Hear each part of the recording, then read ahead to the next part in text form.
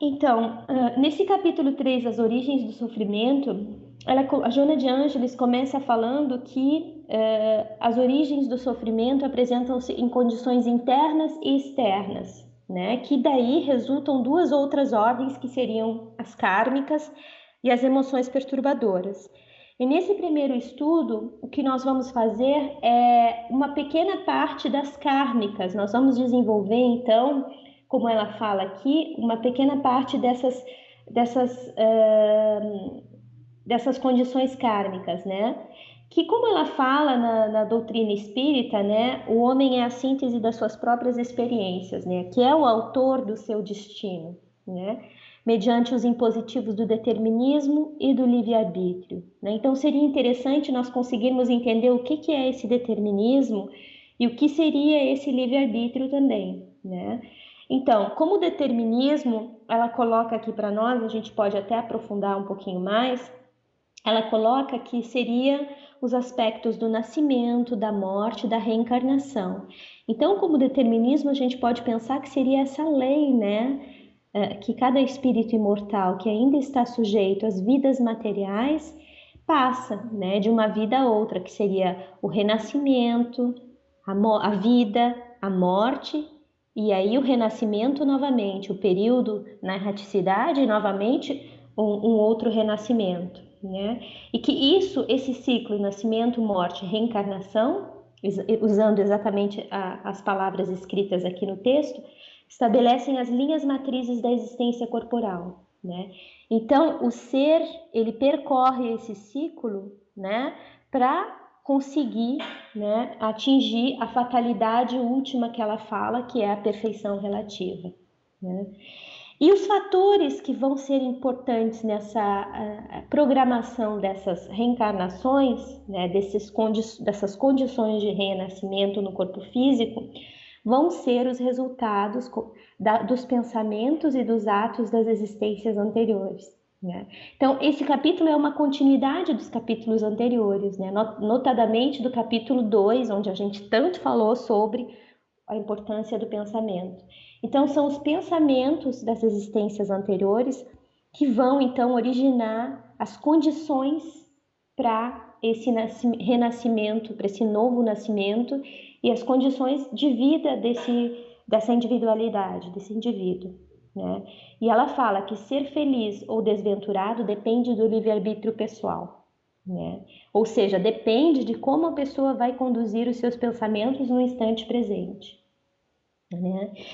Fala que a vida nos acontecimentos de cada instante se encadeiam sucessivamente, então, a cada acontecimento, a cada instante, nós temos uma ação através do nosso pensamento, dos nossos atos, das nossas emoções, e, consequentemente, nós vamos ter uma reação do universo, de tudo e de todos aqueles que compartilham conosco no instante presente essas emoções, esses pensamentos e esses sentimentos, pelos mecanismos que nós já debatemos no capítulo 2, né, como funciona esse processo do pensar, da criação do pensamento, e com isso nós vamos provocar reações no universo, né, que vão gerar novas ações e novos cenários sucessivos na nossa vida atual, né?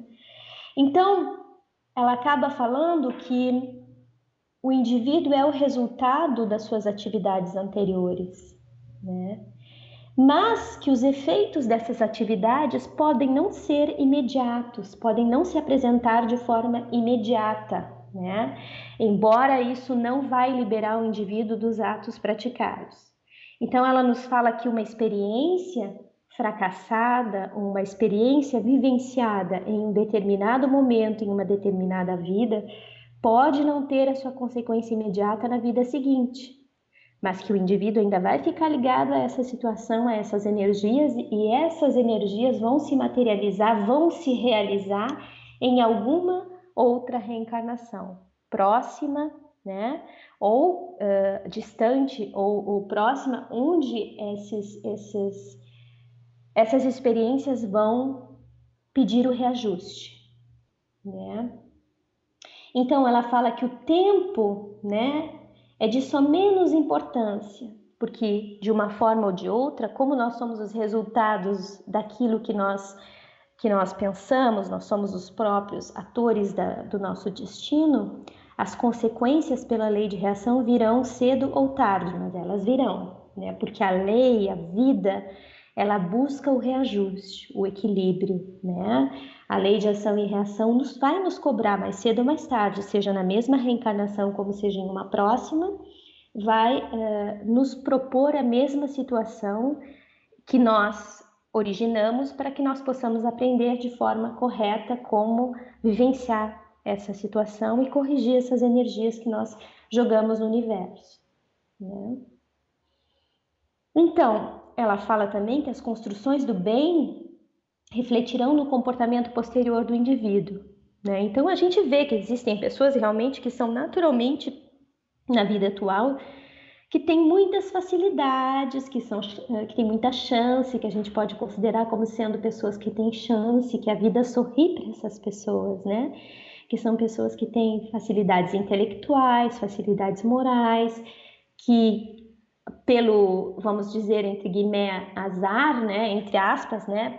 Pelo azar, as pessoas se encontram nos bons lugares, nos bons momentos, né? O que propicia para elas terem oportunidades de vivências felizes e especiais, mas na verdade isso não é gratuito, né? Isso vem já do comportamento anterior que esse indivíduo teve, das plantações psíquico-mentais que esse indivíduo fez nas suas vidas pregressas, né?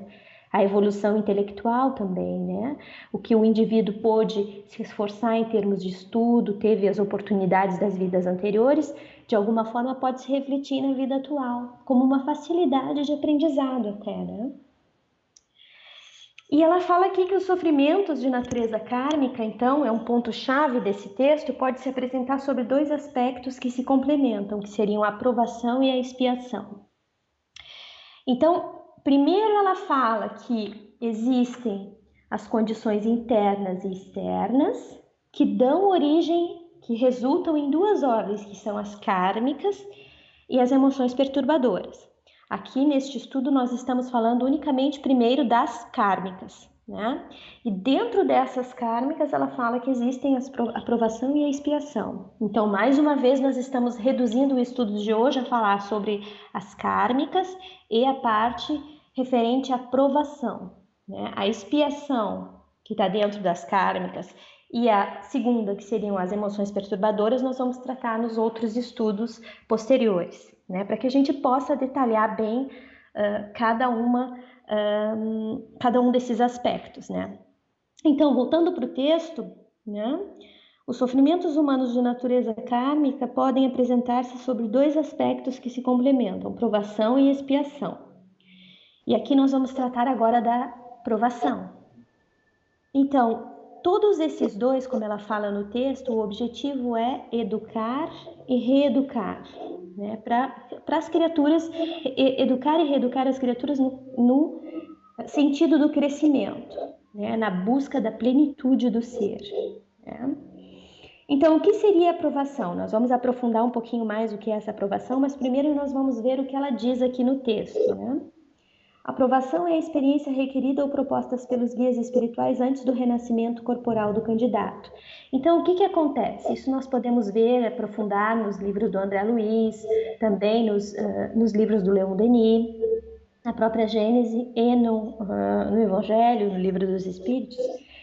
A aprovação é proposta, né? Dado o reencarnante, o candidato à reencarnação, com suas fichas psíquico-morais, com as suas fichas de evolução, avaliadas as possibilidades de êxito, ele vai ter uma série de possibilidades de provações que vão ser propostas, jamais impostas, mas propostas pelos seus guias espirituais, por aqueles que são responsáveis por esse planejamento reencarnatório, né? E aí a gente pode ver, mais uma vez, nos livros do André Luiz, no Nosso Lar, e em várias outras obras do André Luiz, psicografada pelo Chico Xavier, que relatam, né, essas preparações reencarnatórias, né, notadamente a reencarnação do Segismundo, né, que é um capítulo de uma das obras que a gente estuda muito no estudo sistematizado,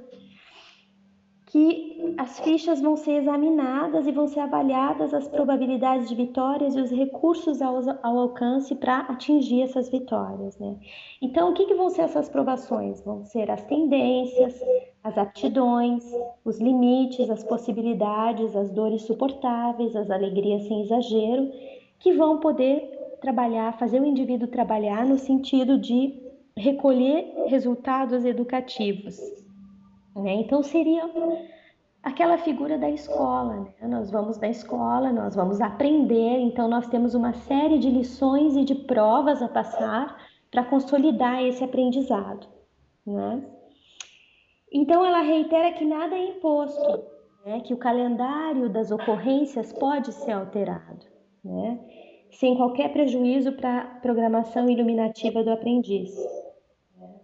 E nesses compromissos de ordem de provação, não figuram aquelas coisas, aqueles fatos que são mais aflitivos, que são mais traumatizantes e irreversíveis, né? Que as provas seriam realmente o exercício do livre-arbítrio, né? Uma proposição em que o exercício o espírito, desculpe, vai se deparar com uma determinada situação em sua vida, ou determinadas situações em sua vida, e aí vai ter a oportunidade de, através do seu livre-arbítrio, né, da sua consciência na vida atual, no instante presente, de realizá-las da melhor forma possível, né?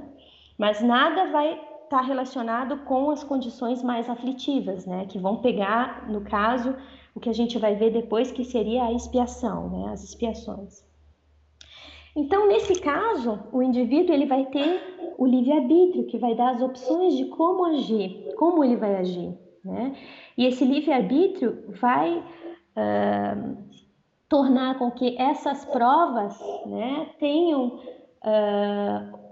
possibilidades muito favoráveis de serem, que o candidato obtenha êxito, né? Porque o candidato é completamente livre dentro daquela situação para agir da melhor forma através do instante presente, da sua consciência, do seu livre-arbítrio no instante presente, né?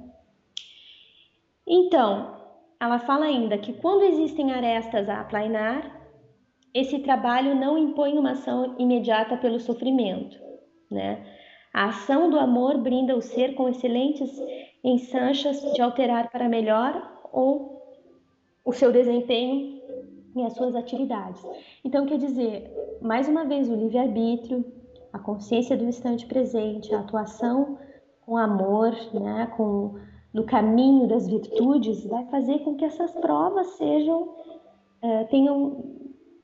que o candidato consiga reusir essas provas e que elas sejam até mesmo modificadas ao curso do tempo, né?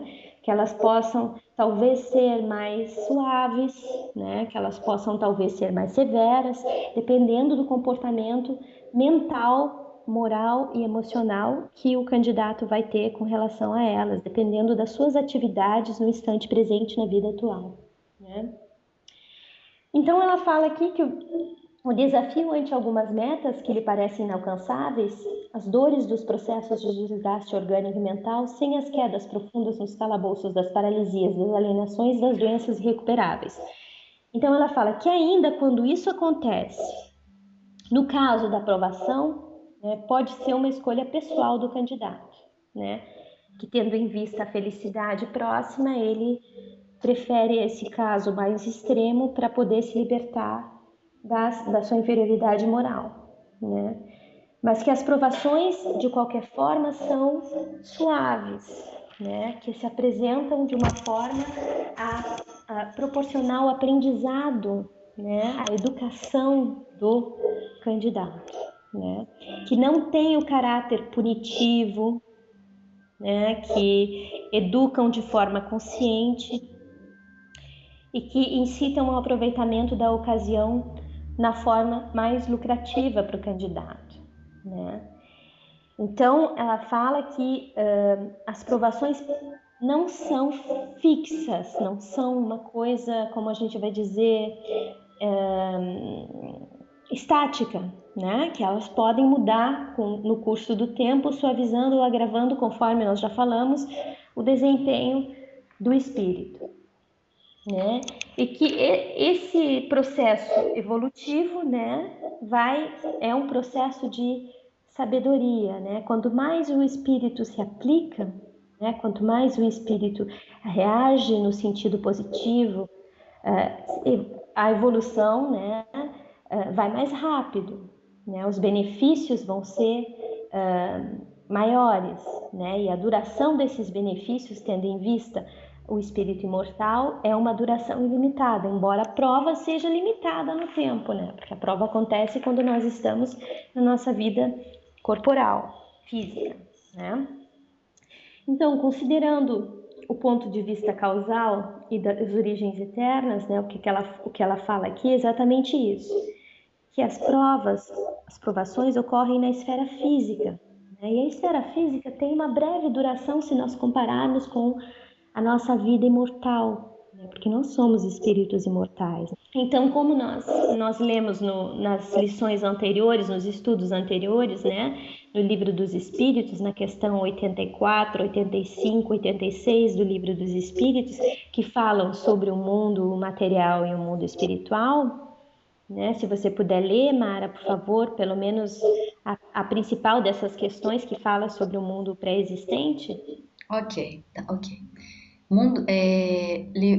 Parte 2, mundo normal primitivo, questão 85. Qual dos dois, o mundo espírita ou o mundo corpóreo, é o principal na ordem das coisas? O mundo espírita, ele preexiste e sobrevive a tudo. Questão 86.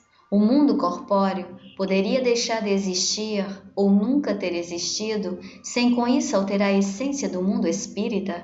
Sim, eles são independentes e, não obstante, a sua correlação é incessante, porque reagem incessantemente um sobre o outro. Obrigada, muito obrigada. Então, com essas duas questões, né, nós comprovamos o que ela fala aqui, né, que considerando a vida sob o ponto de vista causal das suas origens eternas, ou seja, né, do mundo espiritual, de espíritos imortais que nós somos, né, as ocorrências na esfera física, ou seja, no nosso mundo físico, quando nós estagiamos no período reencarnatório, são de breve duração, não se alongando mais do que um curto período, que ultrapassado deixa as marcas demoradas de como foram vivenciadas. Ou seja, a provação ocorre na esfera física quando nós estamos reencarnados, certo? A maneira como nós vivenciamos essa provação, nós levamos conosco no nosso espírito imortal, na nossa consciência, no nosso ser integral, né? Então, esse efeito dessa vivência, né, ele permanece conosco ao longo da nossa vida imortal. Embora a provação seja de uma duração limitada no tempo e no espaço, porque ocorre na vida material, o que acontece é que a vivência, né, a vivência psíquica, emocional, sentimental dessa provação nós levamos conosco na nossa vida imortal, porque isso fica conosco no nosso ser integral. Então ela fala, deixa as marcas demoradas de como foram vivenciadas. Então, como ela fala aqui, vale qualquer empenho, qualquer sacrifício, né, para que o espírito possa passar da melhor forma possível por essa aprovação, lograr êxito, porque esses efeitos ele leva consigo para sua vida imortal, né? Então, Mara, por favor, se você puder comprovar isso que nós estamos falando através da leitura da questão, a partir da questão 223 do Livro dos Espíritos, por favor, eu gostaria muito que você pudesse ler. Ok, amiga. Vida Espírita é o capítulo 6 do livro 2, Espíritos Errantes. Questão 223. A alma se reencarna imediatamente após a separação do corpo? Às vezes imediatamente, mas na maioria das vezes depois de intervalos mais ou menos longos. Nos mundos superiores, a reencarnação é quase sempre imediata. A matéria corpórea, sendo menos grosseira, o espírito encarnado goza de quase todas as faculdades do espírito. Seu estado normal é o dos vossos sonâmbulos lúcidos. O que é a alma nos intervalos das encarnações? Questão 224. Resposta: espírito errante, que aspira a um novo destino e o espera. Questão 224A. Qual poderá ser a duração desses intervalos? De algumas horas a alguns milhares de séculos.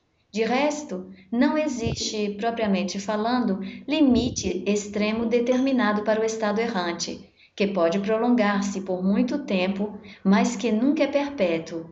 O espírito tem sempre oportunidade, cedo ou tarde, de recomeçar uma existência que sirva à purificação das anteriores. Questão 224b. Essa duração está subordinada à vontade do espírito ou lhe pode ser imposta como expiação? É uma consequência do livre-arbítrio. Os espíritos sabem perfeitamente o que fazem, mas para alguns é também uma punição infligida por Deus. Outros pedem o seu prolongamento para prosseguir estudos que não podem ser feitos com proveito a não ser no estado de espírito. Questão 225. A erraticidade é, por si mesma, um sinal de inferioridade entre os espíritos? Não, pois há espíritos errantes de todos os graus. A encarnação é um estado transitório, como já o dissemos. No seu estado normal, o espírito é livre da matéria. Questão 226. Pode-se dizer que todos os espíritos não encarnados são errantes? Os que devem reencarnar-se, sim, mas os espíritos puros, que chegaram à perfeição, não são errantes. Seu estado é definitivo. No tocante às suas qualidades íntimas, os espíritos pertencem a diferentes ordens ou graus, pelos quais passam sucessivamente, à medida que se purificam.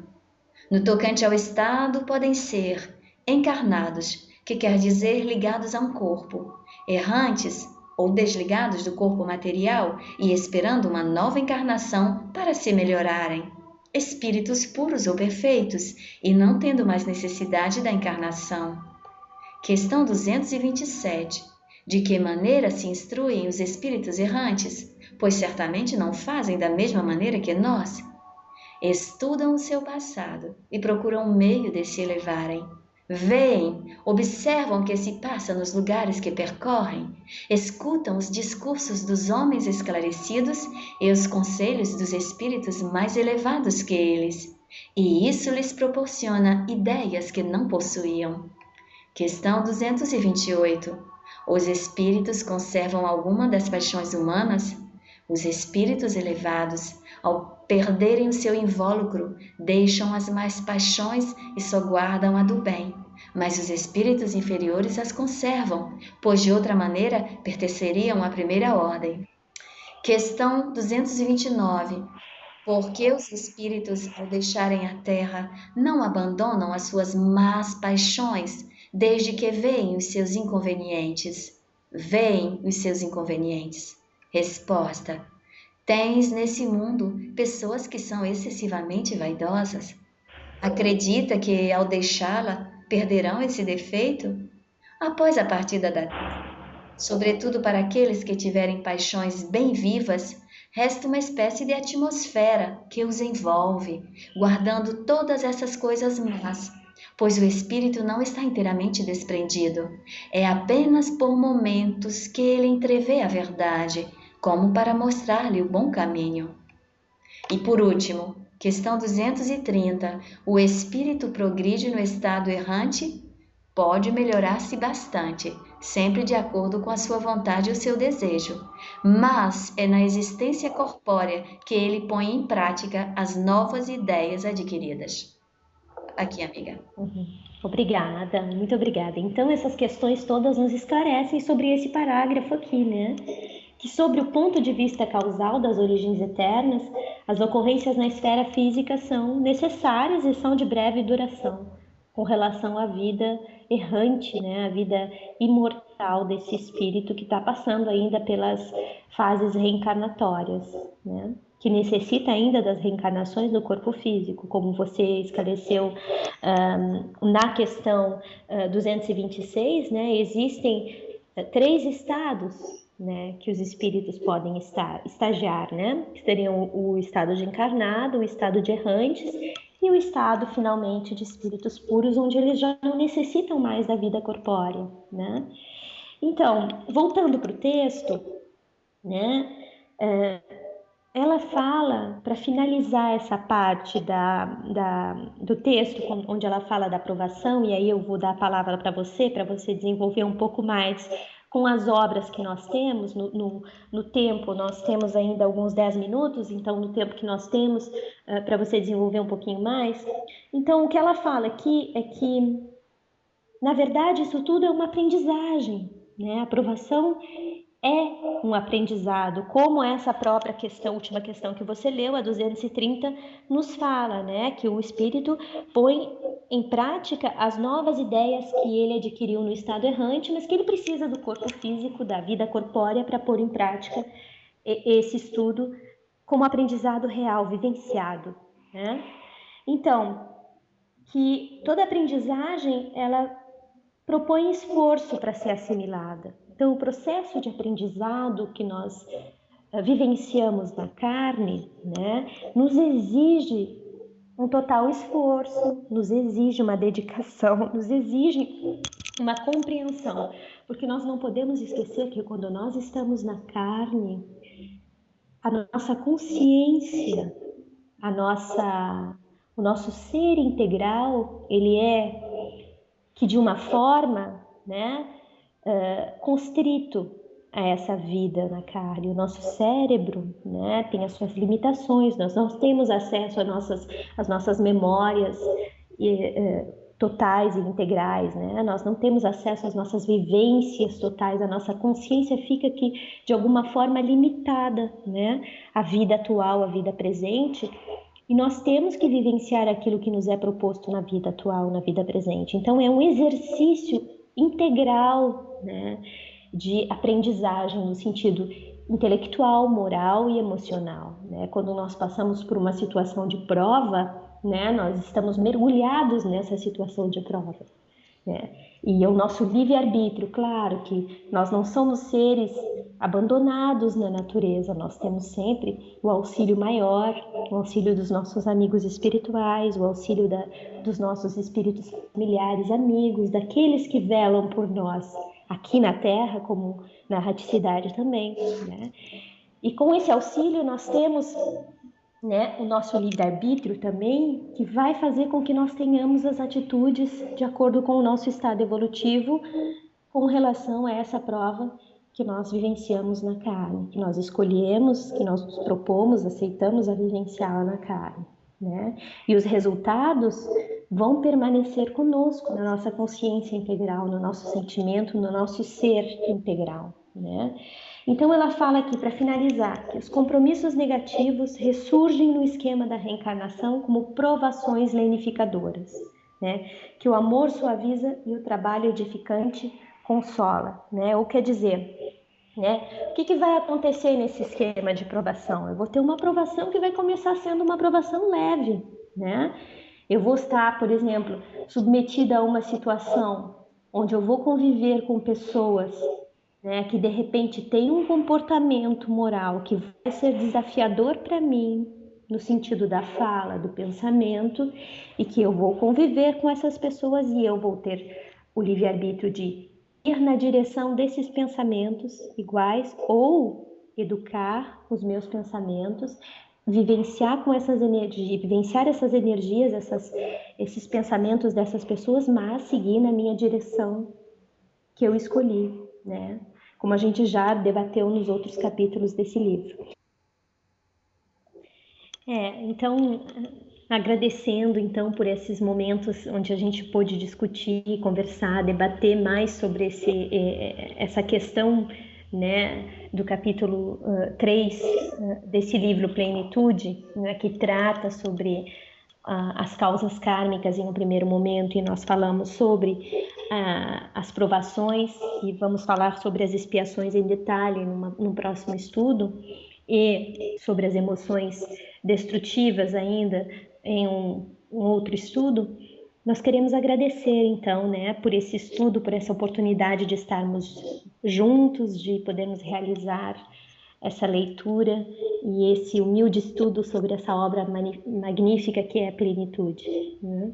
Então agora eu vou fazer a prece final, convidando a todos, a tudo e a todos para que possam ser envolvidos nessas energias de amor, nessas energias de paz, nessas energias de alegria, de felicidade.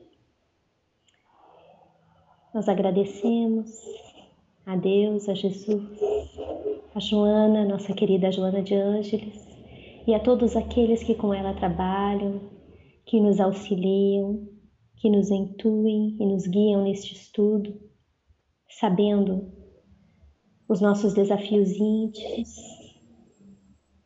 sabendo ainda as nossas imperfeições morais, emocionais, espirituais, as nossas deficiências que temos cada um de nós ainda, mas que estamos aqui, alegres, felizes, porque estamos vivos, encarnados ou desencarnados, todos somos vivos, temos o dom da vida, a alegria de viver, e estamos aprendendo com a graça de Deus, com o amor e principalmente no exercício da vontade de sermos melhores, de aprendermos e de sairmos dessa vida atual ou dessa experiência atual melhores do que aqui entramos.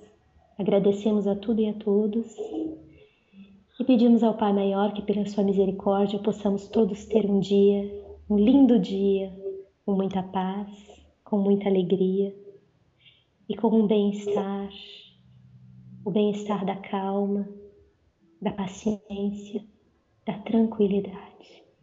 Muito obrigada, que assim seja.